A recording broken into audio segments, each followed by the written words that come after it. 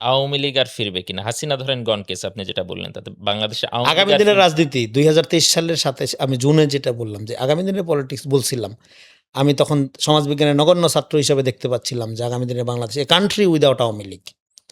আওয়ামী লীগ আর ফিরবে না, নো ওয়ে। কিন্তু এই যে কেন ফিরবে না? ফিরবে না সাংগঠনিকভাবে ফিরবে না। হাসিনার হাত ধরে ফেরা ইম্পসিবল, অসম্ভব, সম্ভবই না। এমনি সাংগঠনিকভাবে ফিরবে না। কারণ হলো আওয়ামী লীগের যে 15 বছরের এগুলো যদি একটু বাদও রাখি, শুধু জুলাইয়ের যে হত্যাকাণ্ড বা তার যে নিপীড়ন, নির্যাতন, গণহত্যা, এটা কি হাসিনা বা কামালের ব্যক্তিগত খায়াস ছিল? তা তো না। এটা সাংগঠনিক সিদ্ধান্ত ছিল। সমস্ত অঙ্গ সংগঠনকে সশস্ত্রভাবে নামাইতে হয়েছে।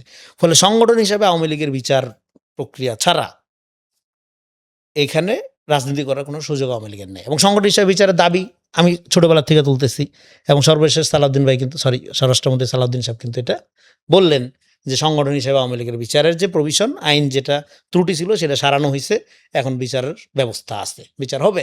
তো সংগঠন হিসাবে যখন বিচারের মধ্যে ঢুকে যাবে, হ্যাঁ, এবং আওয়ামী লীগ এখন যে তরপাচ্ছে এটা কি লুটপাটের টাকার কারণে, এবং যারা লুটপাট করে নিয়ে গেছে তারা কিন্তু এখানে আসবে না। এবং হাসিনা যে বলতেছে আমি নেতাকর্মী সহ আসবো, এটা তো সতীদা প্রথা বন্ধ হয়ে গেছে আমরা জানি। এখন কি পতিদা প্রথা শুরু হবে? হাসিনার হাত ধরে আসবে? আসবে না তো কেউ। কামাল আসবে, কামালের বোমা মারলে আসবে, হাসিনার সাথে এসে ফাঁসিতে ঝুলবে? কেউ আসবে না হাসিনার সাথে।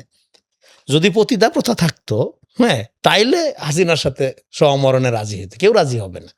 ফলে এগুলি ফাঁকা বলি। এমনিতে তো ফলে আওয়ামী লীগের সাংগঠনিক হিসাবে বিচারের প্রক্রিয়া যখন শুরু হবে তখন আর তার ফেরার কোনো সুযোগ থাকবে না। আরেকটা হইলো এই যে জেনারেশনাল মুভমেন্ট, জেনজি জেনারেশনের যে গণ অভ্যুত্থান, এই গণ অভ্যুত্থানের জনগোষ্ঠীটা কত, সংখ্যাটা কত?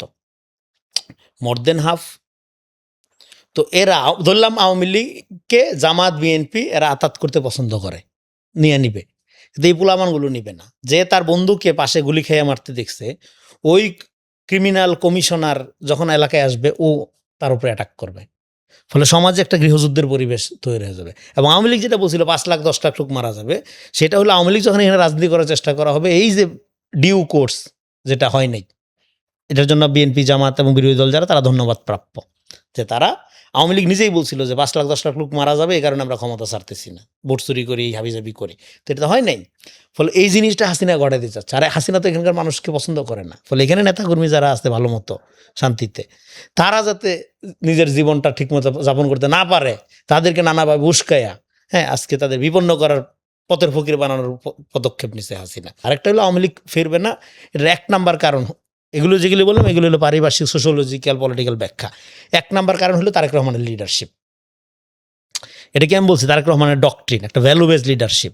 হ্যাঁ, এই ডক্ট্রিনের মধ্যে যখন নাগরিক মর্যাদাবোধ ফিরবে, রাষ্ট্রের প্রধান যখন আইন মানবে, যে কোনো ব্যক্তির আইনি সুরক্ষা, নাগরিক মর্যাদাবোধ যখন প্রোটেক্ট থাকবে, তখন আর মানুষ আওয়ামী লীগ করবে না।